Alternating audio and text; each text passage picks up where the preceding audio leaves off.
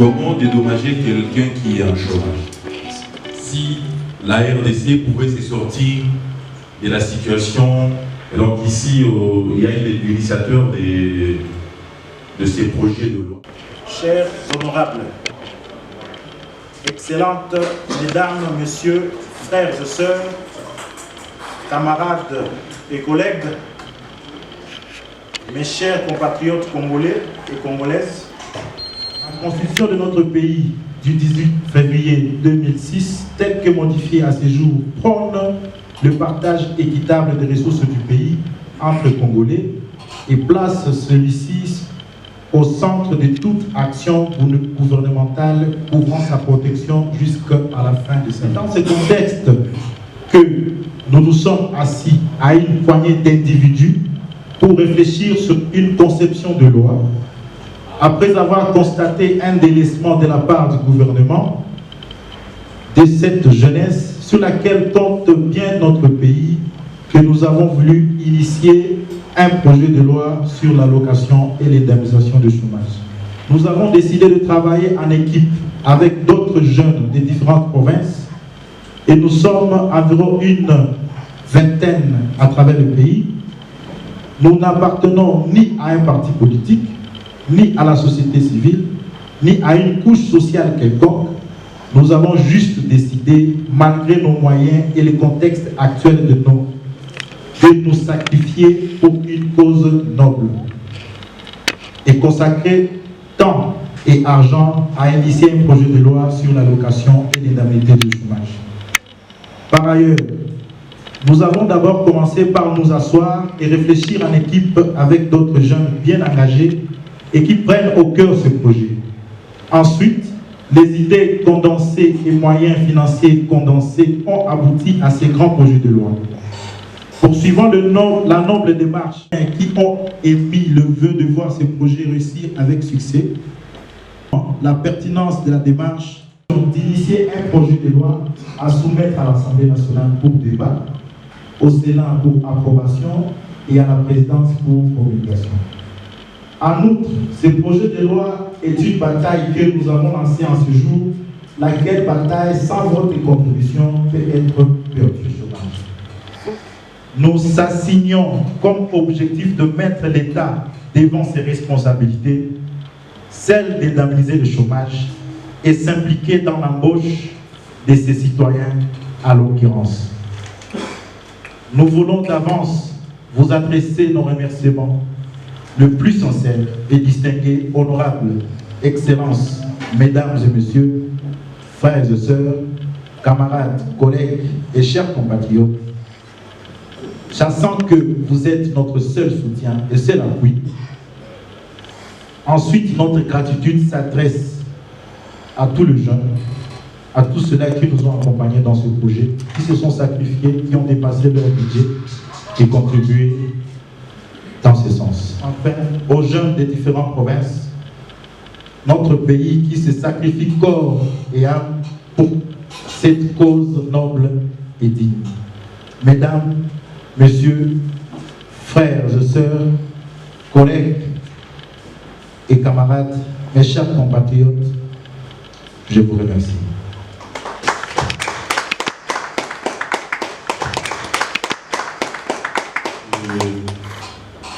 De quelques minutes que nous allons suivre ensemble, mais qui n'est pas encore finalisé jusque-là.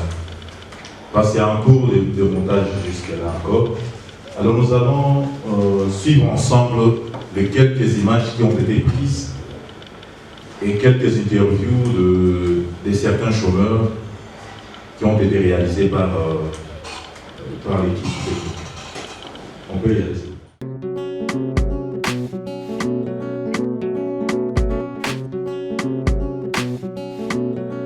Avec ses 80 millions d'hectares de terres arables et plus de 1100 minéraux et métaux précieux répertoriés, la République démocratique du Congo peut devenir l'un des plus riches du continent africain et l'un de ses moteurs de croissance si elle parvenait à surmonter ses goulots d'étranglement, instabilité politique, détournement de fonds publics ainsi que le problème de gouvernance. Tout le monde est à mesure et à coup de retrouver.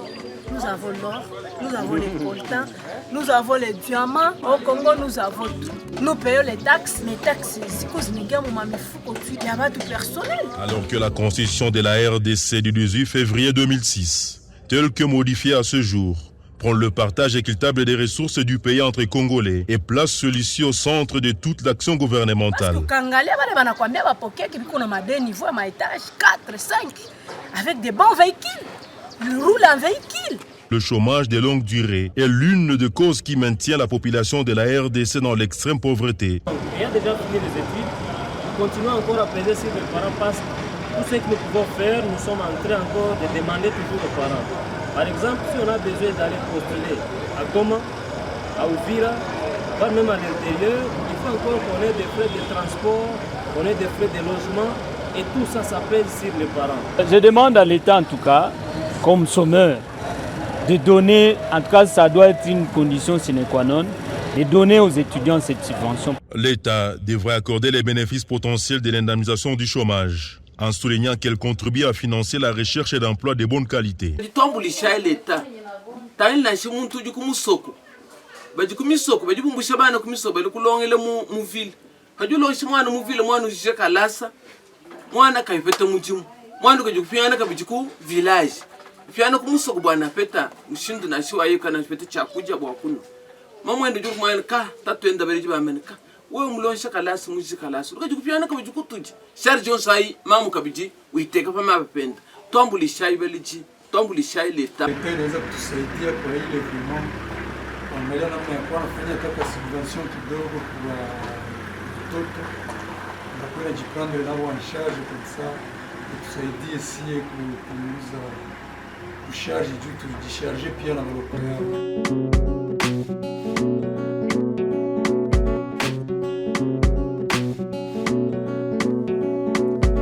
signatures qu'on a récoltées jusqu'ici,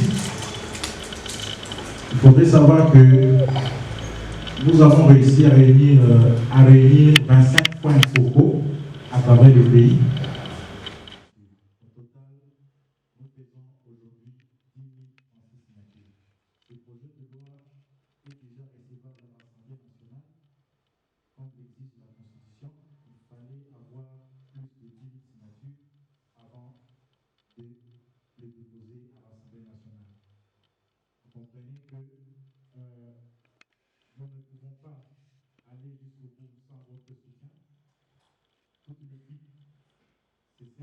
Comme M. Baudon l'a dit, merci à toutes les personnes de bonne volonté de pouvoir soutenir, pour que pouvoir soutenir la dynamique arrive à la chambre basse du Parlement, pour qu'enfin l'indemnisation de chômeurs soit une réalité. Alors nous allons passer aux questions-réponses. Je suis Eric Chokola. Je suis journaliste à la radio-télévision Gomaki. Je vais poser à la dynamique la question de savoir ces jeunes qui venaient de terminer fraîchement les études, qu'est-ce qu'ils peuvent attendre de ces jours? Pour payer les chômeurs, on doit avoir le taux de chômage inférieur à 5%. Et nous sommes dans les 80%. Comment est-ce qu'on va trouver une réponse par rapport à cette réalité? Merci. Je suis sincèrement le pasteur Zagabé d'avoir posé cette question. Les recherches nous ont amené à consulter plusieurs rapports de la Banque mondiale relatifs au chômage en RDC. Plus loin, ces recherches nous ont poussé à comprendre la définition du concept chômeur. Tout le monde n'est pas chômeur. Selon l'esprit de cette loi, la catégorie des chômeurs a été bien déterminée. Répondant concrètement à cette question, et que cette loi profitera d'abord aux personnes détentrices d'un titre académique.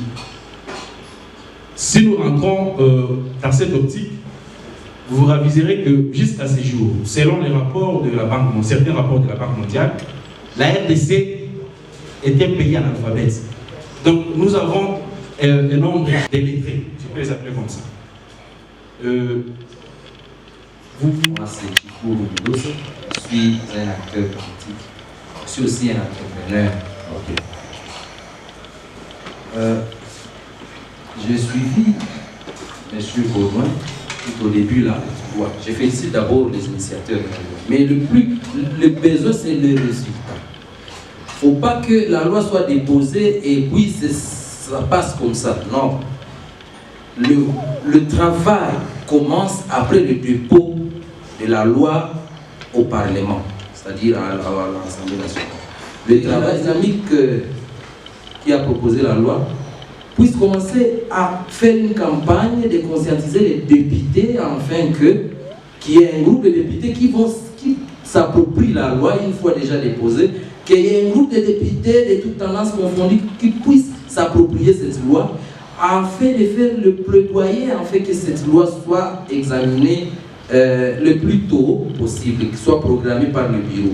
Je pense que ça serait une meilleure façon de voir. Et donc, moi je pense qu'on devrait étendre les champs d'action de la loi et non pas limiter ça à ces seuls détenteurs de titres académiques, d'autant plus que vous-même aviez dit que ça concerne les postes universitaires, mais aussi ceux qui sont en perturbation professionnelle. Nous avons des gens qui font les métiers, d'autres qui font la technique, et donc tous ces gens-là doivent être pris en compte pour la paix sociale. La gratuité de l'enseignement, ça n'a pas été respecté. Alors cette loi aussi, quelles sont les stratégies que les initiateurs ont mis pour ces lois et bafouées par les autorités, comme d'habitude? Merci. Merci, madame. L'idée était de susciter d'abord les gens à étudier. C'était ça l'objectif. Donc donner les coûts aux gens de poursuivre les études universitaires. Le projet soit accompagné parce que une fois déposé, nous allons multiplier les contacts afin de rencontrer certaines autorités du pays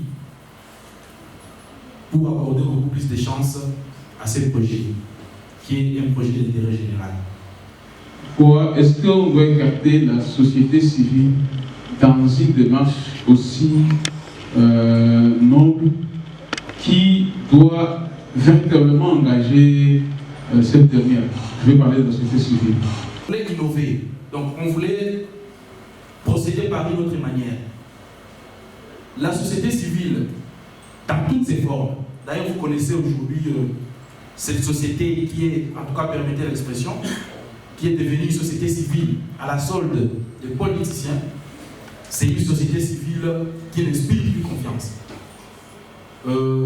Parlant de la société civile, on a fait allusion à la forme actuelle de cette société civile, où les gens se bagarrent pour les postes et certains cherchent des positionnements pour briguer des fonctions politiques par la suite. Alors, on a voulu procéder autrement en posant un acte à impact réel pour pouvoir susciter la conscience d'autres compatriotes et de nos dirigeants afin de comprendre que dans ces pays, il y a aussi des gens, il y a des jeunes qui réfléchissent et qui peuvent apporter quelque chose de positif. Donc, la société civile n'a pas été écartée parce que lorsqu'on parle de société civile, nous tous, nous faisons partie de la société civile, mais on l'a écartée seulement dans sa forme actuelle. Et que d'abord, les textes soient là, donc que les textes soient validés et que chaque Congolais sache que dans l'arsenal juridique congolais, il y a un texte qui consacre les indemnités de chômage. Et que la matérialisation ou l'effectivité de ces textes suivra après. Vous avez pris un très bon exemple, celui de la gratuité. J'ai dit dans mon exposé que cette gratuité est prévue par la Constitution depuis 2006. Et c'est seulement en 2020 ou 2021 qu'elle a commencé à se matérialiser. Quoiqu'avec beaucoup de difficultés que nous connaissons. Comme je l'ai dit tantôt, la réponse à cette préoccupation est liée à la bonne gouvernance. Donc tout ce qui pose problème aujourd'hui dans ces pays, c'est la gouvernance. Et je pense que l'État se retrouvera devant ses responsabilités et il pourra s'en acquitter. Les problèmes de financement pour matérialiser ces projets, c'est très bien mentionné dans l'exposé des motifs. Ces financements doivent être budgétaires. Si on voit des exemples terre à terre, l'État ne manque jamais de ressources. Il suffit seulement de canaliser ces ressources. Les animateurs de l'appareil étatique et que les animateurs de l'appareil étatique puissent prendre conscience de ce qu'ils sont en train de faire. Nous vous promettons, après qu'on puisse déposer ces projets à l'Assemblée nationale, on va le publier partout sur les réseaux sociaux et ça sera officiellement publié. Tout le monde peut commenter comme il veut. Nous devrions finir la conférence à 17h15. Comme il est 17h, passé 17 minutes.